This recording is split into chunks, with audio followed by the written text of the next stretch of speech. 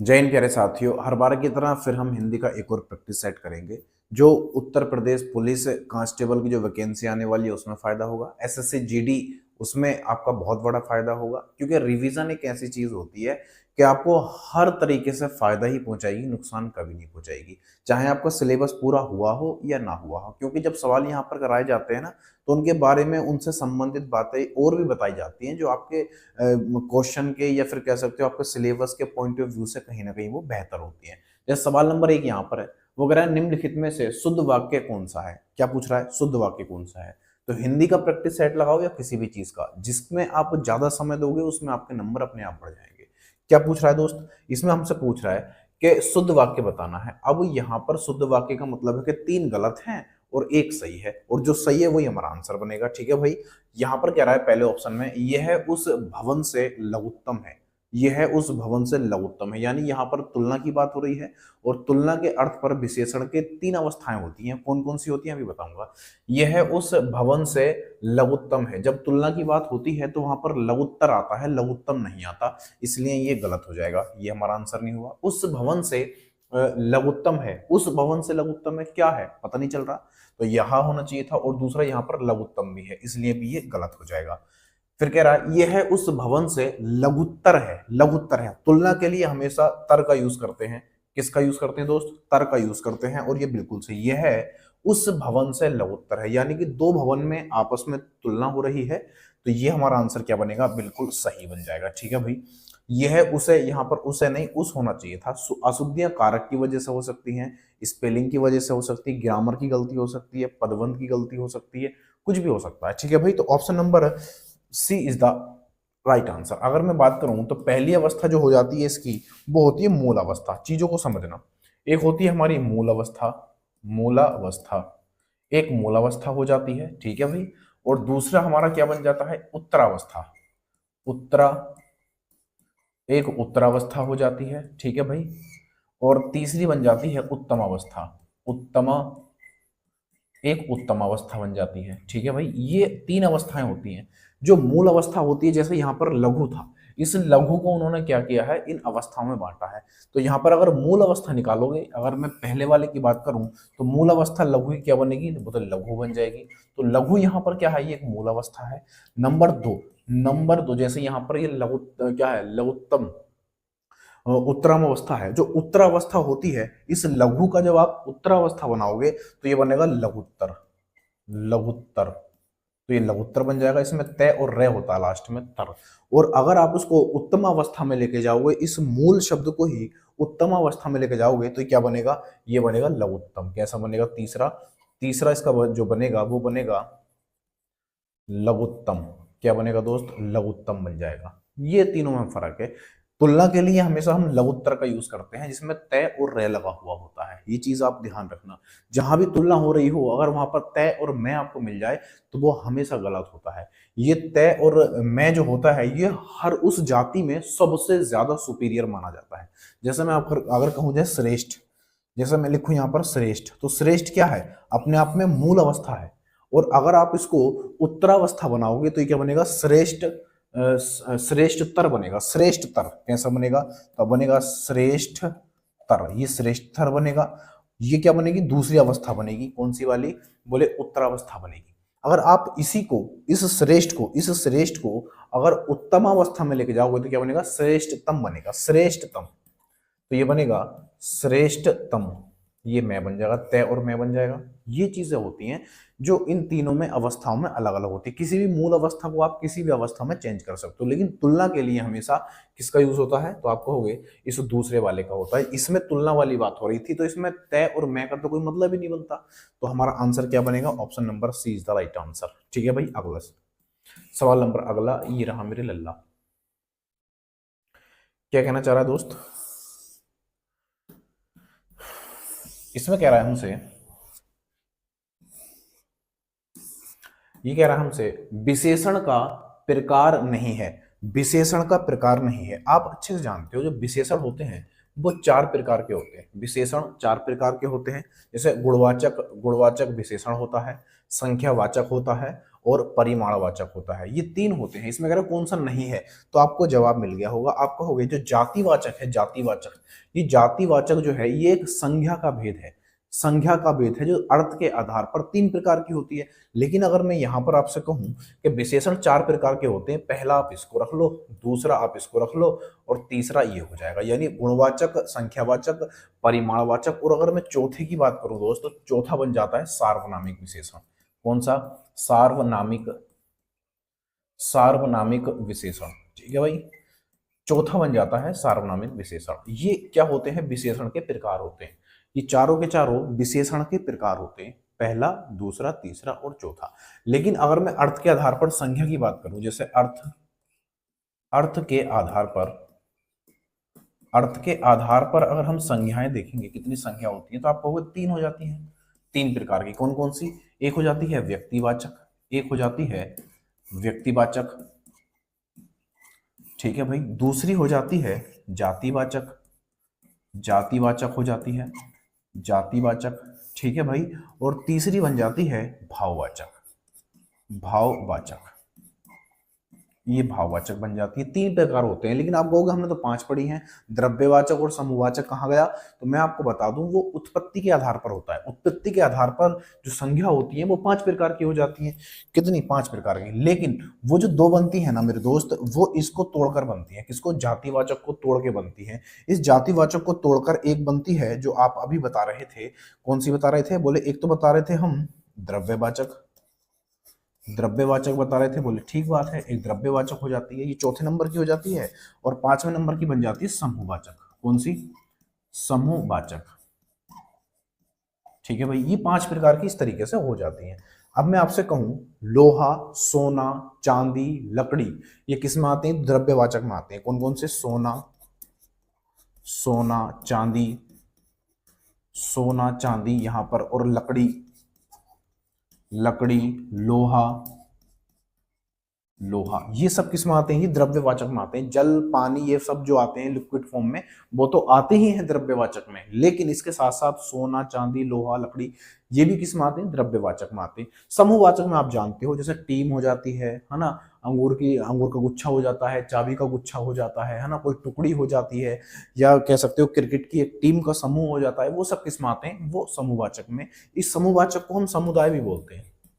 इसको हम समुदाय, समुदायवाचक भी बोल देते हैं, कोई दिक्कत वाली बात नहीं है। तो मैंने सारा पोस्टमार्टम इसका कर दिया जो होना चाहिए था। ठीक है भाई, तो विशेषण 4 प्रकार के होते हैं। अर्थ के आधार पर संज्ञाएं 3 प्रकार की होती हैं। ये क्या है भाई? ये संज्ञाएं है। अर्थ के आधार पर संज्ञा 3 प्रकार की, और उत्पत्ति के आधार पर 5 प्रकार की हो जाती है। 2 ये वाली जुड़ जाती है, कोई दिक्कत नहीं होनी चाहिए। सवाल नंबर अगला, ये रहा मेरे लल्ला। देखना क्या कह रहा दोस्त इसमें।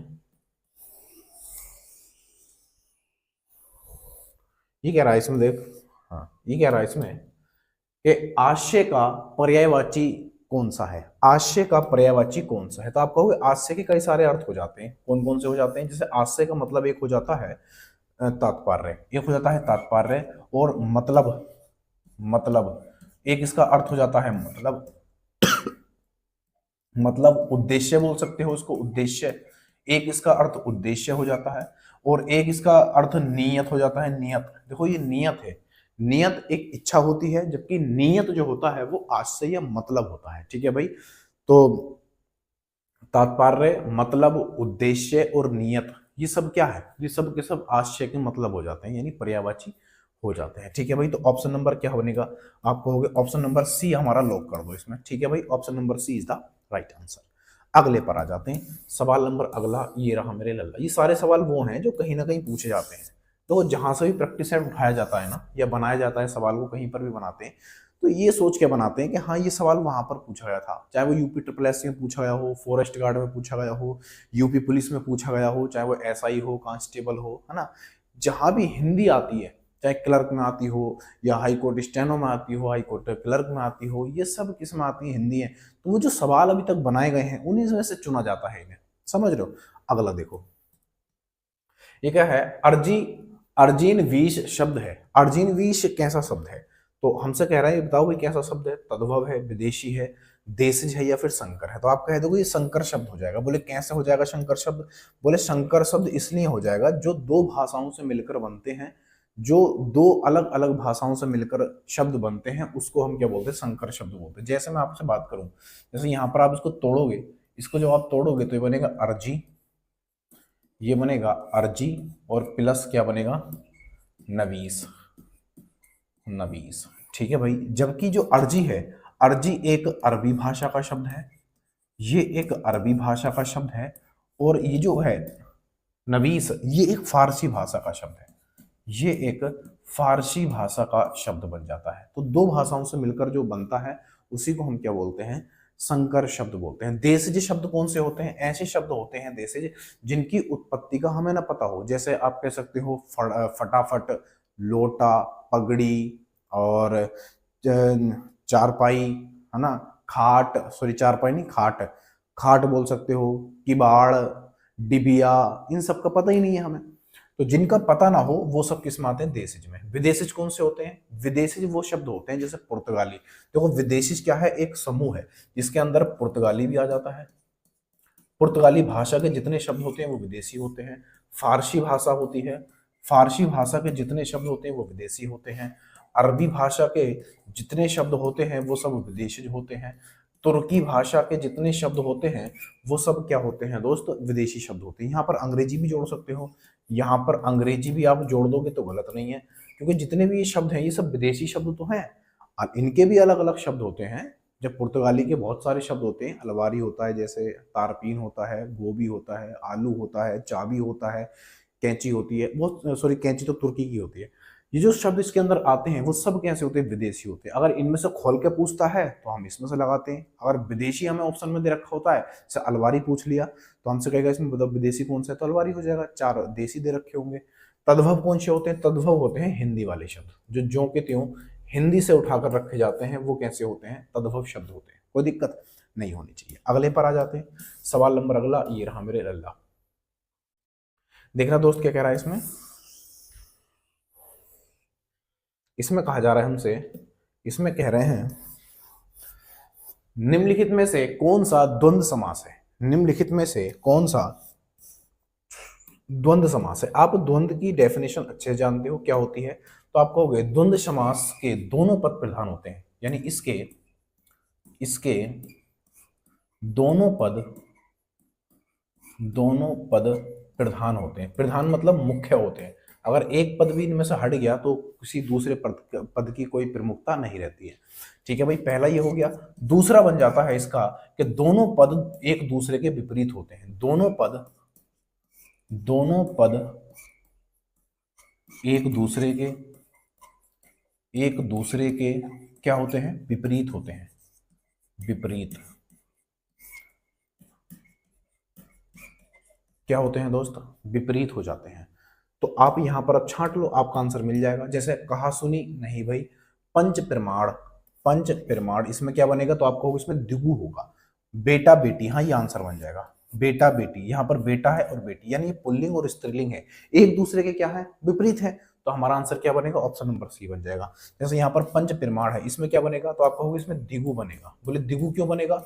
मैंने आपको सिखाया था कि अगर पहला शब्द जो पहला शब्द होता है वो संख्यावाची हो और उसके बाद में कोई अंग ना हो, अंग की बात कर रहा हूं, कोई अंग ना हो तो वो द्विगु होता है। अगर इसके बाद कोई अंग दे रखा होता तो वो किसके साथ चला जाता? बहुब्री के साथ चला जाता है। जैसे चौराहा, चार राहु का समूह, तो इसमें भी क्या बनेगा? इसमें भी द्विगु बन जाएगा। ठीक है भाई, तो इस वाले में क्या बनेगा? बेटा बेटी, ये हमारा द्वंद्व समास बनेगा। Option number C is the right answer. ठीक है भाई, अगले पर आते हैं। क्या कह रहा है इसमें?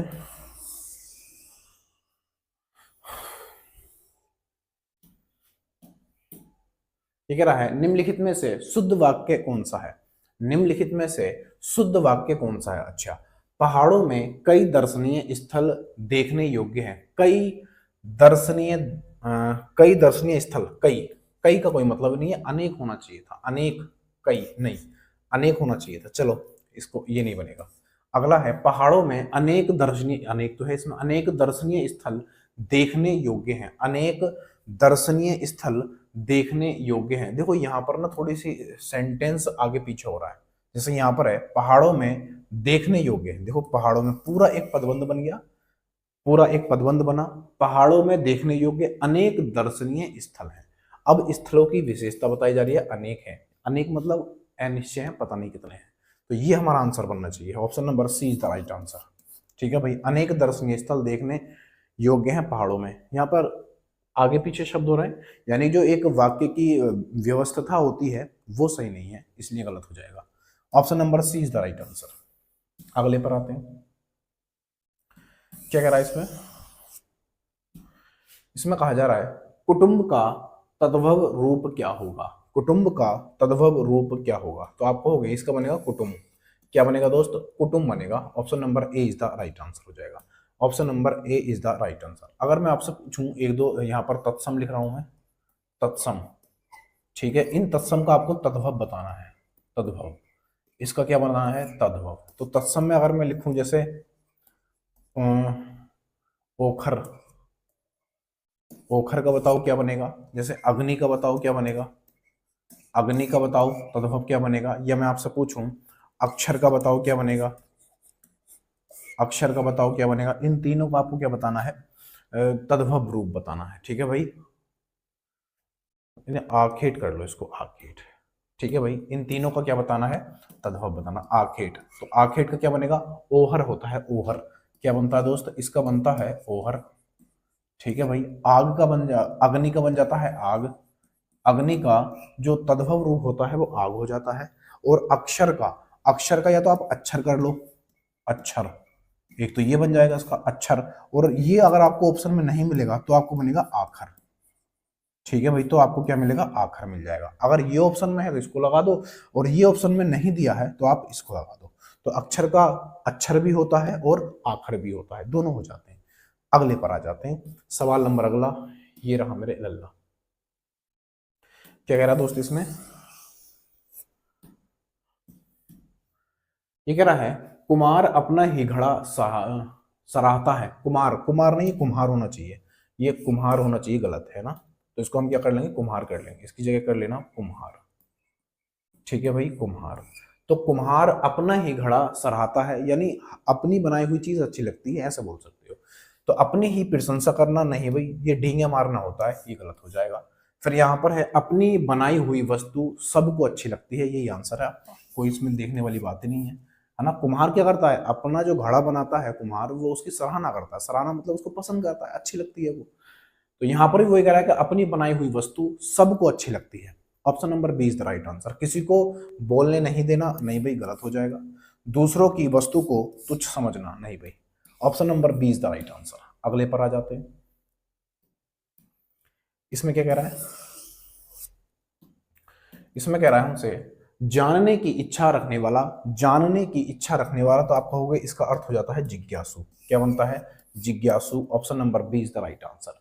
जीने की इच्छा रखने वाला जिजीविषा होता है। ठीक है भाई, जिजीविषा हो जाता है। जिज्ञासा, जिज्ञासा एक भाववाचक संज्ञा है। ठीक है भाई, ऑप्शन नंबर इसका बी बिल्कुल सही उत्तर हो जाएगा। अगले पर आ जाते हैं, इसमें कह रहा है हमसे जामुन का तत्सम रूप क्या होगा। जामुन का तत्सम रूप क्या होगा? तो जामुन का क्या बनेगा? जम्बुल बन जाएगा। क्या बनेगा? जम्बुल होता है। जामुन का जो तत्सम रूप होता है वो जम्बुल होता है। Option number C is the right answer हो जाएगा। जैसे यहाँ पर यमुना लिखा हुआ है, यमुना होना चाहिए था, यमुना कर दिया, यमुना। ये एक क्या है? ये एक तत्सम शब्द है। कैसा? तत्सम। अगर आपसे मैं इस पूछूं कि इसका तद्भव बताओ क्या होगा, तद्भव, तो आप क्या बताओगे? तो आप कहोगे यामुन का, यमुना होता है, यमुना। यमुना है तो यमुना का जमुना बन जाता है। क्या बन जाता है? जमुना। ये चीज आप ध्यान रखोगे। तो यमुना, यमुना कर रखा था, गलत है, कोई दिक्कत नहीं है। लेकिन अगर यमुना ये है तो यमुना का आप क्या बनाओगे? तद्भव, तो क्या बनेगा? जमुना बनेगा। जो यह होता है वो किस में बदल जाता है? जय में बदल जाता है। जैसे कि जो ख होता है, वो सॉरी, जो छ होता है वो किस में बदलता है? ख में बदल जाता है। ये कुछ ट्रिक है जो आपको पता होनी चाहिए तत्सम तद्भव की। अगले पर आते हैं, क्या कह रहा है दोस्त इसमें? इसमें कह रहा है हमसे तदुपरांत में उपसर्ग क्या है, तदुपरांत में उपसर्ग क्या है, तो आप कहोगे इसको तोड़ के देख लो पता चल जाएगा, क्योंकि आप अच्छे जानते हो जो उपसर्ग की अगर मैं बात करूंगा तो एक मूल शब्द होता है और उसके पहले जो शब्द लगे हुए होते हैं उसी को हम उपसर्ग बोलते हैं, उसी को उपसर्ग बोलते हैं, ठीक है भाई। और जो बाद में लगते हैं उसको हम प्रत्यय बोलते हैं। क्या बोलते हैं दोस्त? प्रत्यय बोलते हैं। ये चीज आप ध्यान रखना। तो अब जब मैं इसको तोड़ूंगा तदुपरांत को, तो ये बनेगा तत् हलंत के साथ दूसरा वाला तत् प्लस उपरांत, उपरांत, ठीक है भाई, ये बनेगा तदुपरांत। तो ये हमारा एक मूल शब्द हो जाएगा, ये मूल शब्द है, जबकि ये जो है ये हमारा क्या है? उपसर्ग है। ये हमारा क्या है दोस्त? ये हमारा उपसर्ग बन जाएगा। और उपसर्ग ही पूछा था हमसे, तो क्या बनेगा? आप कहोगे ऑप्शन नंबर हमारा डी लगा दो। Option number D is the right answer. Option number D इसका बिल्कुल सही उत्तर हो जाएगा। ठीक है भाई, अगले पर आ जाते हैं। सवाल नंबर अगला ये रहा मेरे लल्ला। देखो इसमें भी हमसे आपका प्रत्यय पूछा है, इसको मिटाना नहीं चाहिए था। आप यहाँ पर देखो उपसर्ग और बाद में जो लगता है उसको प्रत्यय बोलते हैं, ठीक है, एक मूल शब्द होगा। तो हमें क्या करना है? इसमें से मूल शब्द निकालना है। इसमें से जब मूल शब्द निकालोगे लड़ाकू में से, तो बनेगा लड़ और प्लस आकू, तो ये बनेगा लड़ाकू। क्या बन जाएगा? लड़ाकू बन जाएगा। तो हमसे क्या पूछा है? प्रत्यय, तो ये हमारा प्रत्यय बन जाएगा। तो आपका आंसर मिल गया होगा। बोले हमारा, तो आप क्या लगा दो? आकू लगा दो। Option number C is the right answer. Option number C is the right answer.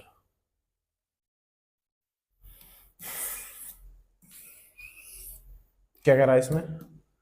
जिसके पास कुछ ना हो उसके लिए एक शब्द बताओ। जिसके पास कुछ ना हो, तो आप कहोगे उसके, जिसके पास कुछ ना हो तो उसे बोलते हैं अकिंचन। अकिंचन, option number B is the right answer. जिसके पास धन ना हो, धन, उसको बोलते हैं निर्धन या धनहीन बोल सकते हैं। या तो निर्धन बोलो या फिर धनहीन बोलो, जिसके पास धन ना हो, पैसे ना हो। लेकिन जिसके पास कुछ भी ना हो उसको हम अकिंचन बोलते हैं। Option number B is the right answer. अगले पर आ जाते हैं। क्या कह रहा दोस्त?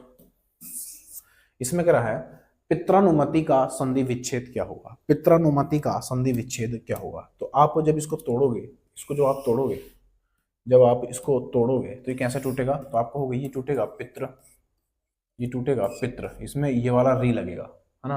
पित्र प्लस अनुमति, अनुमति, इस चीज में ये टूट जाएगा। पित्र प्लस अनुमति यहाँ पर है, देखो यहाँ पर तो है ही नहीं कहीं भी। आप देखोगे यहाँ पर भी नहीं है, यहाँ पर भी नहीं है, यहाँ पर भी नहीं है। इसका जो सही वर्जन है दोस्त वो ये वाला बनेगा। जो सही वर्जन है इसका पितृ प्लस अनुमति वो ये वाला है, जबकि इनमें कोई सा भी नहीं है। तो ये भी आंसर नहीं है, ये भी नहीं है, ये भी नहीं है, ये भी नहीं है। आप ऑप्शन नंबर ई रख लेना और ई में आप किसको जोड़ दोगे? इसको जोड़ देना। ये इसका सही वर्जन है। ठीक है भाई, अगले पर आते हैं। सवाल नंबर अगला ये रहा मेरे लल्ला। देखना क्या कह रहा है इसमें।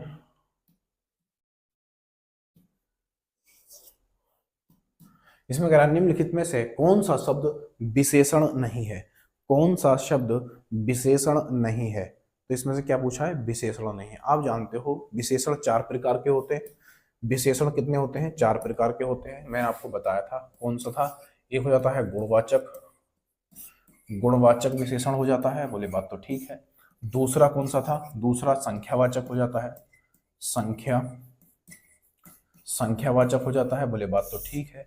और तीसरा कौन सा होता है? परिमाणवाचक हो जाता है, परिमाण, परिमाणवाचक हो जाता है, ठीक है भाई, तीसरा। और चौथा कौन सा हो जाता है? बोले सार्वनामिक हो जाता है। कौन सा? सार्वनामिक, सार्वनामिक हो जाता है। ठीक है भाई, ये चार तरह के क्या हो जाते हैं? हमारे विशेषण हो जाते हैं। अब हमसे पूछ रहा है इनमें से कौन सा नहीं है, तो नहीं वाला छांटना है। तो उत्कृष्ट, देखो आप विशेषण को पहचानते हो उसके बाद संज्ञा लगा कर देखो और उसकी राइमिंग सही बैठेगी तो आपका आंसर, तो वो विशेषण बन जाएगा। उत्कृष्ट व्यक्ति, उत्कृष्ट व्यक्ति। इसमें क्या कह रहा है कि विशेषण नहीं है, तो तीन इसमें विशेषण है और एक ऐसा जो विशेषण नहीं है, तो नहीं वाला ढूंढना है हमें। तो उत्कृष्ट व्यक्ति ये इसकी क्या कर रहा है? इसकी विशेषता बता रहा है, तो ये विशेषण हो जाएगा। निकृष्ट व्यक्ति ऐसे लिख सकते हो, निकृष्ट व्यक्ति, तो ये भी क्या है? हमारा विशेषण हो जाएगा, निकृष्ट भी। धृष्ट व्यक्ति, धृष्ट व्यक्ति ऐसे भी आप लिख सकते हो, धृष्ट व्यक्ति, तो ये भी क्या है? विशेषण है। लेकिन जो विषाद है ना, विषाद, ये विशेषण नहीं है बल्कि ये एक भाववाचक शब्द है। कैसा? भाववाचक, ये एक भाववाचक शब्द बन जाएगा। ठीक है भाई, भाववाचक, कोई दिक्कत नहीं होनी चाहिए। तो विषाद क्या है? एक भाववाचक शब्द है या संज्ञा, ऐसे बोल सकते हो। तो option number D is the right answer. अगले पर आ जाते हैं। क्या कह रहा दोस्त इसमें? इसमें कह रहा है इनमें से सामान्य भूतकाल का वाक्य कौन सा है। इनमें से सामान्य भूतकाल का वाक्य कौन सा है। सामान्य भूतकाल, तो सामान्य भूतकाल का वाक्य पूछा है। अगर मैं आपसे कहूं भूतकाल के कितने प्रकार होते हैं, भूतकाल के कितने प्रकार होते हैं, तो आप कहोगे 6 प्रकार हो जाते हैं। टोटल 6 प्रकार के होते हैं। वर्तमान कितने होते हैं, 5 प्रकार के। भविष्य 3 प्रकार के। ठीक है भाई। राम दौड़ता है, तो ये क्या होगा, राम दौड़ता है, ये होगा सामान्य सामान्य सामान्य वर्तमान काल हो जाएगा। वर्तमान काल, सामान्य वर्तमान काल, है ना, जिसमें ता है ती है लास्ट में मिलता है, उसको हम क्या बोलते हैं, सामान्य वर्तमान काल। राम दौड़ेगा, राम दौड़ेगा, ये क्या है, सामान्य भविष्य काल बोल सकते हो। ये क्या है, ये एक भविष्य काल है, भविष्य काल। ठीक है भाई। तीसरा है राम दौड़ा, राम दौड़ा, ये क्या है, ये एक सामान्य भूतकाल है, सामान्य भूतकाल। ठीक है भाई, सामान्य भूतकाल, यही हमारा आंसर बन जाएगा। सामान्य भूतकाल तो पूछा, ये आंसर बन जाएगा। राम दौड़ रहा है, ये एक तात्कालिक तात्कालिक ये एक तात्कालिक क्या है, वर्तमान काल है, वर्तमान काल, वर्तमान काल है। और इसका दूसरा रूप क्या होता है, तो आप कहोगे इसको अपूर्ण भी बोल सकते हैं, अपूर्ण वर्तमान काल। अगर आप इसको तात्कालिक वर्तमान काल नहीं बोलना चाहते हो तो इसको आप अपूर्ण भूतकाल भी बोल सकते हो। जब कोई क्रिया चल रही होती है वर्तमान समय में तो उसको क्या बोलते हैं, अपूर्ण। तो आंसर क्या बनेगा, बोले आंसर बनेगा option number C is the right answer. अगले पर आते हैं। राम दौड़ा, क्या कह रहा देखना इसमें, ये कह रहा है निम्नलिखित में से कौन सा शब्द पुल्लिंग है। निम्नलिखित में से कौन सा शब्द पुल्लिंग है। मैंने आपको पहचान बताई थी, क्या बताई थी, कि अगर क्रिया से पहचानना चाहते हो तो आप लिखो होता है। अगर होता है आपको राइमिंग में मिलता है, होता है आपको राइमिंग में मिल जाता है, होता है, तो ये बन जाता है पुल्लिंग। क्या बनेगा, पुल्लिंग बन जाता है। और अगर राइमिंग में यानी बोलते समय, उच्चारण करते समय होती है मिलता है, तो आपको वो क्या बन जाता है, वो फिर स्त्रीलिंग बन जाता है। क्या बनता है, स्त्रीलिंग बन जाता है। जैसे आय होती है या होता है, तो आप कहोगे आय तो होती है, जब होती है तो क्या बनेगा, स्त्रीलिंग बन जाएगा। तो आय क्या है, स्त्रीलिंग है। ठीक है भाई, आय क्या है, स्त्रीलिंग है। दूसरा व्यय होता है, व्यय या फिर खर्च होता है या होती है, तो आप कहोगे व्यय तो होता है, जब होता है तो पुल्लिंग बन जाएगा। क्या बनेगा, पुल्लिंग बन जाएगा। नहर होती है या होता है, तो आपको नहर तो होती है, अगर नहर होती है तो ये क्या बनेगा, ये स्त्रीलिंग बन जाएगा। अगला लहर होती है या होता है, तो आप कहोगे लहर तो होती है, तो स्त्रीलिंग बन जाएगा। लेकिन हमसे पूछा क्या है, पुल्लिंग पूछा है, तो पुल्लिंग कौन सा है, आप कहोगे एक ही दे रखा है ऑप्शन नंबर बी में, होता है। तो option number B is the right answer. व्यय होता है ना कि होती है ना, या खर्चा होता है इसकी जगह, तो खर्च क्या है, होता है भैया। तो option number B is the right answer. अगले पर आते हैं। क्या कह रहा है इसमें, इसमें कह रहा है हमसे चूड़ी अच्छी थी, मैं थी, कौन सी क्रिया है। ये थी पूछ रहा है, कौन सी क्रिया है। तो आप जानते हो लास्ट में जो शब्द होता है उसको क्या बोलते हैं, योजक क्रिया बोलते हैं। उसको क्या बोलते हैं, योजक क्रिया बोलते हैं। Option number C is the right answer.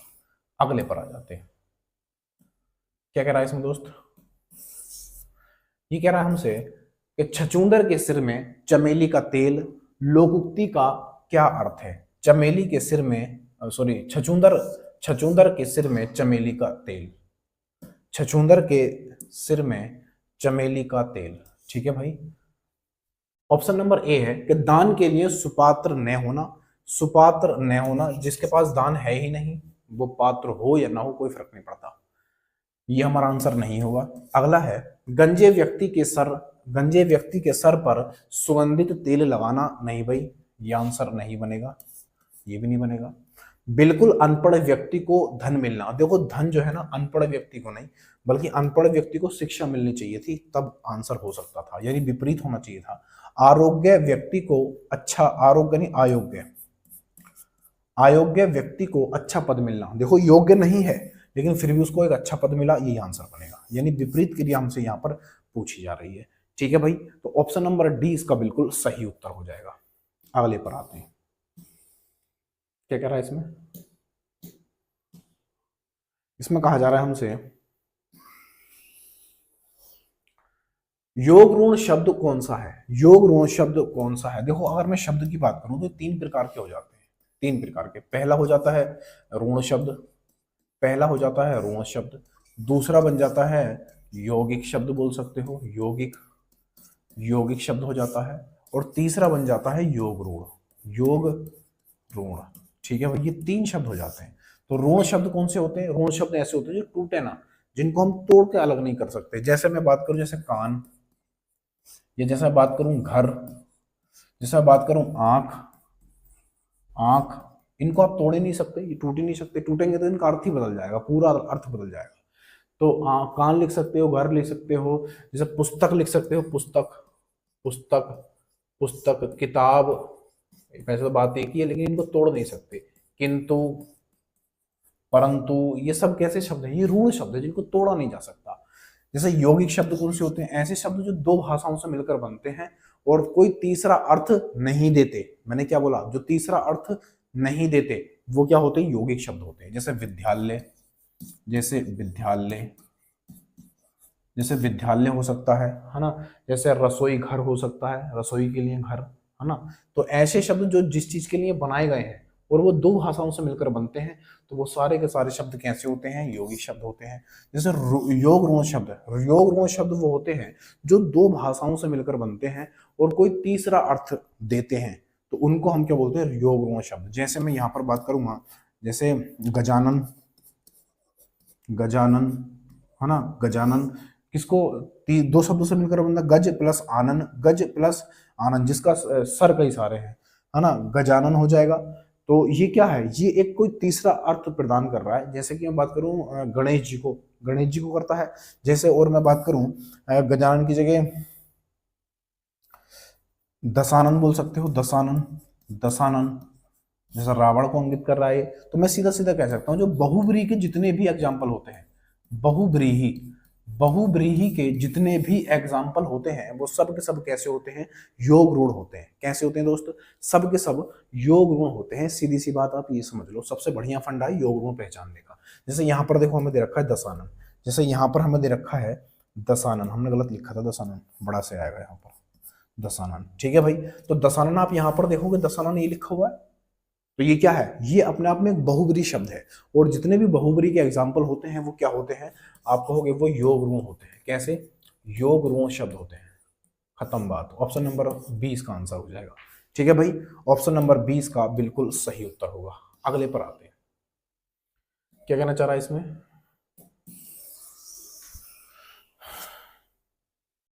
ये कह रहा आज गणित के अध्यापक ने कक्षा नहीं ली, अर्थ के आधार पर वाक्य क्या है? आज गणित के अध्यापक ने कक्षा नहीं ली। आप यहां पर देखोगे तो नहीं का यूज हो रहा है। जहां पर नहीं का यूज होता है वहां पर निषेधवाचक वाक्य हो जाता है। तो आपका आंसर क्या? आज्ञा दी जा रही है इसमें? नहीं भाई। क्या इसमें निषेध, यानी कि इसमें नहीं, मत, मत करो, इन सब का यूज हो रहा है? बोले हो रहा है। नहीं का यूज इसमें हो रहा है, और जिस वाक्य में नहीं का यूज होता है वहां पर क्या होता है? ऑप्शन नंबर बी, निषेधात्मक वाक्य बन जाता है। क्या इसमें प्रश्न किया गया? नहीं भाई। क्या इसमें कोई इच्छा जताई जा रही है? नहीं भाई। ऑप्शन नंबर बी इसका बिल्कुल सही उत्तर हो जाएगा। अगले पर आ जाते हैं, क्या कह रहा दोस्त इसमें? ये कह रहा है, अरे रुक जा भाई, काहे को डांस कर रहा हो? हमें डांस करने नहीं मिल रहा, तुम काहे कर रहे हो? क्या कह रहा है इसमें? इसमें कह रहा है संसार शब्द में प्रयुक्त संधि का चयन कीजिए। संसार शब्द दिया गया है और इसमें हमसे क्या पूछ रहा है? संधि पूछ रहा है। क्या पूछ रहा है? संधि। तो इसकी संधि क्या है संसार में? देखो, मैंने हालांकि संधि नहीं पढ़ाई है लेकिन बता देता हूँ। जो संसार होता है, जब आप इसको तोड़ोगे, संसार को जब आप तोड़ोगे तो ये कैसे टूटेगा? बोले ये टूटेगा सम हलंत के साथ प्लस सार। ऐसे आप तोड़ोगे इसको? बोले हाँ भैया ऐसे तोड़ेंगे। तो जब भी मैं के बाद, इस मैं के बाद, आधे मैं के बाद कोई ऊष्म व्यंजन, कोई ऊष्म व्यंजन, ऐसे बोल सकते हो व्यंजन, कोई ऊष्म व्यंजन या अंतस्थ व्यंजन, अंतस्थ, अंतस्थ व्यंजन आपको मिल जाता है, तो ये जो मैं होता है ना, मैं, ये मैं अनुस्वार में बदल जाता है। किसमें? अनुस्वार में। तो ये मैं किसमें बदलेगा? अनुस्वार में। अरे क्यों डांस कर रहा है भाई लास्ट में आके? ये अनुस्वार में बदलेगा। अनुस्वार। और आपको अनुस्वार क्या होता है, तो ये बिंदी होती है, ये जो होती है ये एक बिंदी हो जाती है, ये बिंदी इस तरीके से। जब आप इन दोनों को जोड़ोगे तो ये क्या बनेगा, ये संसार बन जाएगा। ये मैं काय में टूटेगा, बिंदी में, तो से और मैं सम और सार ऐसे कैसे चिपक जाएगा, तो संसार बनेगा। और ऐसी क्रिया जब होती है तो आप कहोगे उसको हम क्या बोलते हैं, उसमें व्यंजन संधि हो जाती है। क्या होती है भाई, उसमें व्यंजन संधि हो जाती है। विसर्ग आप जानते हो, दो बिंदी होती है इस तरीके से, और स्वर के 5 भेद होते हैं। स्वर के 5 भेद होते हैं, यानी स्वर संधि के 5 भेद होते हैं, ये भी आपको पता होगा। अगले पर आ जाते हैं, सवाल नंबर अगला, ये रहा मेरे लल्ला। देखना क्या कह रहा है, इसमें कहा जा रहा है हमसे